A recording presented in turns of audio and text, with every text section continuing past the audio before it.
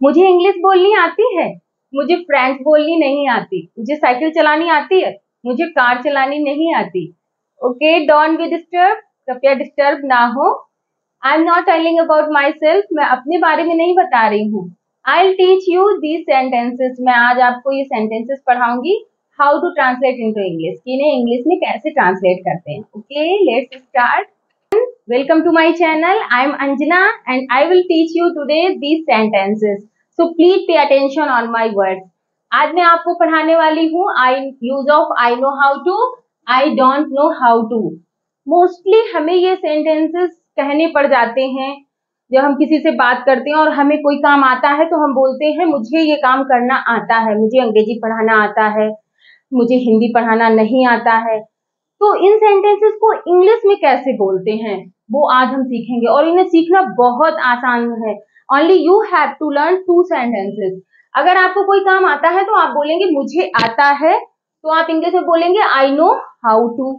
अगर आपको नहीं आता है तो आप बोलेंगे I don't know how to. अब फटाफट इसे अभी इंस्टेंट लर्न करिए। तो ये सेंटेंसेस मैं नहीं, आप खुद ही कन्वर्ट कर लेंगे क्योंकि बहुत इजी है। बस आप याद करें I know how to, I don't know how to. मुझे आता है आई नो हाउ टू, मुझे नहीं आता है I don't know how to.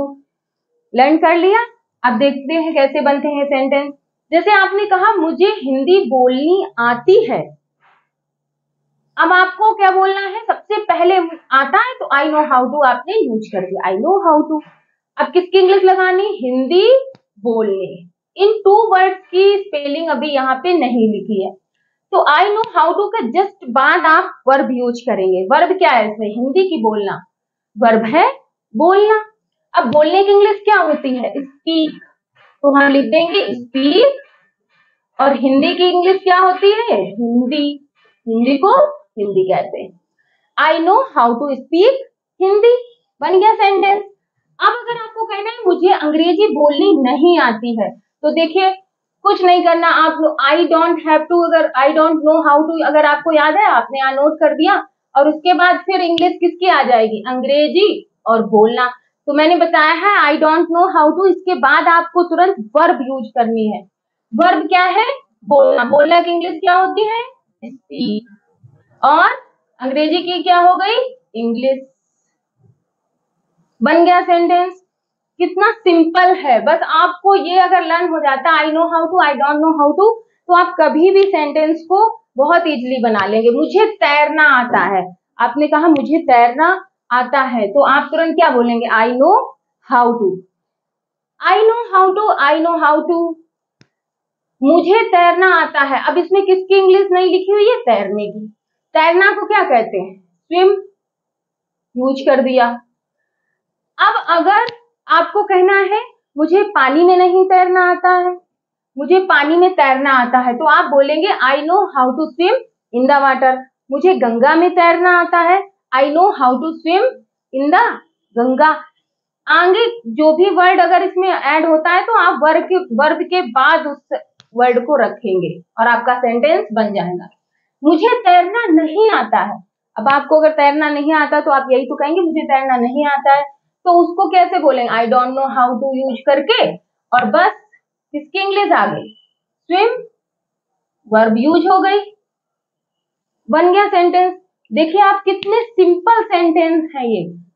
पता नहीं क्यों लोगों को इंग्लिश से डर लगता रहता है, बस सीखने की कोशिश नहीं करते हैं। इंग्लिश भी बहुत इजी सब्जेक्ट है, अगर आप सच में सीखने की कोशिश करें तो बहुत जल्दी सीख सकते हैं। और अगर आपको ये सेंटेंसेस वाकई में बहुत इजी लग रहे हैं तो प्लीज लाइक जरूर कर दीजिएगा और चैनल को सब्सक्राइब जरूर कर दें, क्योंकि और भी आने वाले समय में मैं बहुत ही इजी वे से आपको इंग्लिश सिखाने वाली हूँ। और बहुत ही इसीलिए मैं अभी तक छोटे छोटे वीडियो क्रिएट करती हूँ, जिससे कि आपके पास अगर कम टाइम है तो कम टाइम में आप कुछ थोड़ा सा अच्छा सीख सकें। और मैंने अभी तक जितने भी वीडियो बनाए हैं, अगर मैं चाहती तो उन वीडियो को पॉजिटिव, निगेटिव और इंट्रोगेटिव सेंटेंसेस को एक ही में मिक्स करके बहुत लॉन्ग लेंथी वीडियो बना सकती थी, लेकिन मैंने नहीं बनाया क्योंकि मुझे पता है जब हमें कोई चीज नहीं आती और उसे हम एक साथ पढ़ते हैं तो माइंड पजल्ड हो जाता है, माइंड में अच्छे से सेट नहीं होती है। तो छोटे छोटे वीडियो मैं इसलिए बनाती हूँ जिससे कि आप थोड़ा पढ़ें लेकिन सॉलिड पढ़ें। जैसे कि कहते हैं कम खाओ गम खाओ, वैसे मेरा ओपिनियन ये हमेशा रहता है कि थोड़ा पढ़ो लेकिन सॉलिड पढ़ो। Read a little, read solid. एक बार में एक चीज सीखो, अच्छे से सीखो, जिससे वो आपके माइंड में सेट हो जाए। अब आज आप ये जब सेंटेंसेस सीख लें, इसकी प्रैक्टिस बार बार करें, तो आपके माइंड में बिल्कुल सेट हो जाएंगे। देखते हैं नेक्स्ट सेंटेंस, मोहन को कार चलानी आती है। अब हमें यहाँ थोड़ा ध्यान देना पड़ेगा। हमें एक बात याद रखनी है कि अगर आई है या कोई भी प्लूरल सब्जेक्ट हो, यू वी दे, या बहुत सारे लोगों की बात हो रही होगी, तो हम नो का यूज करेंगे। ये एक मेन पॉइंट है, इसको बहुत याद रखेंगे आप लोग। और अगर मोहन है, कोई भी सिंगुलर सब्जेक्ट है, कोई भी सिंगुलर नाउन है, तो आपको वर्ब में ये जो नो है इसके साथ आपको एस जरूर ऐड करना है, ये जरूर याद रखेंगे। अब उसके बाद भी यही प्रोसेस चल रही है इसमें, Mohan knows how to car चलाना। अब हमें किसकी इंग्लिश लिखनी है, कार चलाना। तो चलाने की इंग्लिश सबको पता है, ड्राइव कहते हैं, ड्राइव। और क्या चलाया जा रहा है, कार, तो यूज हो गया car. Mohan knows how to drive car. यहाँ पे नो में एस क्यों लगा है, क्योंकि प्रेजेंट टेंस में जब सिंपल सेंटेंस हम बनाते हैं तो सब्जेक्ट प्लस वर्ब की फर्स्ट फॉर्म के साथ एस का यूज करते हैं, इसीलिए ये सिंगुलर सब्जेक्ट है तो इसमें एस यूज हुआ है, आई के साथ एस वर्ब में नहीं यूज होता। अब देखिए, सोनम को कार चलानी नहीं आती, मोहन को चलानी आती, सोनम को नहीं आती है। अब सोनम भी सिंगुलर सब्जेक्ट है, तो हमने यहाँ पे डोंट नहीं डजंट का यूज किया है, इस चीज को याद जरूर रखेंगे। अगर आप अपने बारे में बात कर रहे हैं, जैसे आपने कहा मुझे साइकिल चलानी आती है, तो आप बोलेंगे I know how to ride cycle.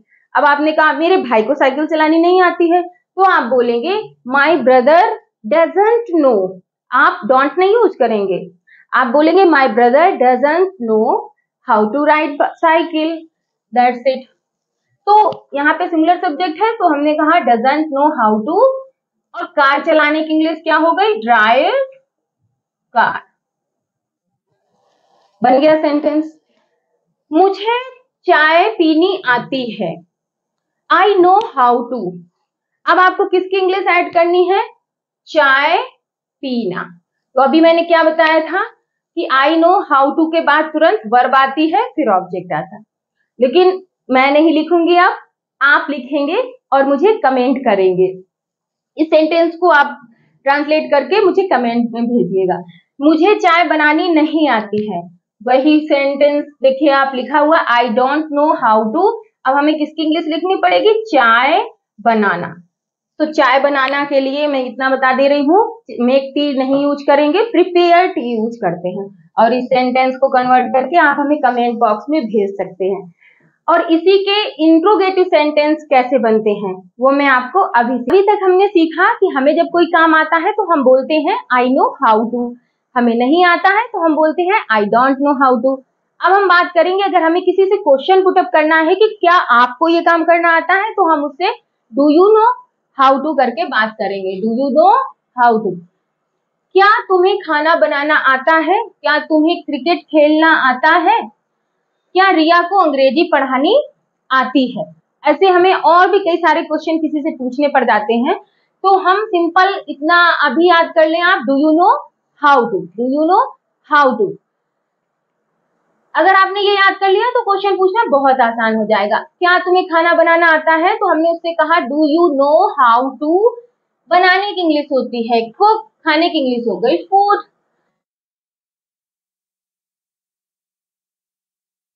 हो, क्या तुम्हें क्रिकेट खेलना आता है, क्या तुम्हें क्रिकेट खेलना आता है, तो हम क्या बोलेंगे, do you know how to. अब क्रिकेट खेलना की इंग्लिश लगा देंगे, खेलना की क्या होती है, प्ले, क्रिकेट की होती है cricket. Do you know how to play cricket, बन गया सेंटेंस। अब इसकी जगह अगर चाहे लूडो खेलना पूछना हो, चेस खेलना पूछना हो, तो how do you know how to play chess, do you know how to play ludo, ऐसे बन जाते हैं। क्या रिया को अंग्रेजी पढ़ानी आती है।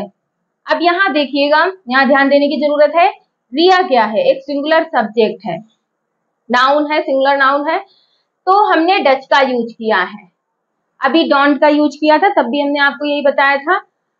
कि अगर सिंगुलर नाउन है तो डच का यूज करेंगे, तो डू का यूज नहीं करेंगे। यू के साथ डू का यूज और सिंगुलर नाउन के साथ डच का यूज करेंगे। और बाकी सारे उसी जगह वर्ड्स रखे जाते हैं। Does Riya know how to, या यहाँ पे आपको किसी पर्सन से किसी दूसरे पर्सन के बारे में पूछना है तो आप उसका नाम यहाँ पे चेंज कर देंगे और ऐसी सेंटेंस बन जाएगा। Does Riya know how to. अब किसकी इंग्लिश आएगी? अंग्रेजी पढ़ाना। पढ़ाने की इंग्लिश क्या होती है? Teach. Does Riya know how to teach English. बन गया सेंटेंस। क्या तुम्हें मोबाइल चलाना आता है? Do you know how to. Mobile चलाने की इंग्लिश क्या होती है? How to use mobile.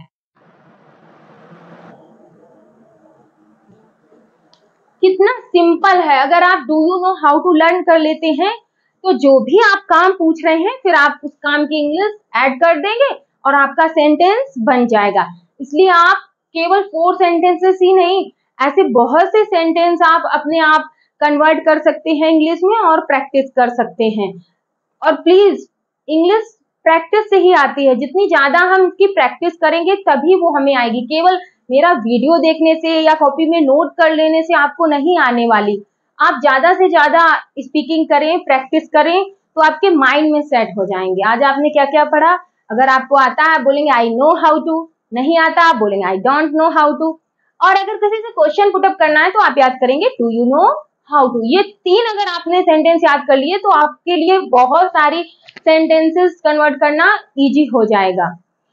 और इन्हें आप ऐसे लीजिए जैसे कोई सीरियल में डायलॉग है। जैसे आप मूवी या कोई सीरियल देखते हो तो उनके डायलॉग कितनी जल्दी याद हो जाते हैं। हम सबको बताते हैं मैंने आज मूवी देखी, इसमें एक ये डायलॉग था। लेकिन जब इंग्लिश सीखने की बात आती है तो हम यही सोचने लगते हैं कि बहुत टफ है, बहुत टफ है। डोंट थिंक इट, प्लीज ऐसा मत सोचे। बहुत इजी है। I know how to, I don't know how to, do you know how to. बार बार इसको रिपीट करें और सेंटेंस बनाएं और मुझे कमेंट में जरूर सेंटेंस बना के भेज दिया करें जिससे कि हम समझ जाएं कि आप अच्छे से सीख पा रहे हैं। और प्लीज वीडियो को ज्यादा से ज्यादा शेयर करें जिससे कि सब पढ़ें, सब बढ़ें।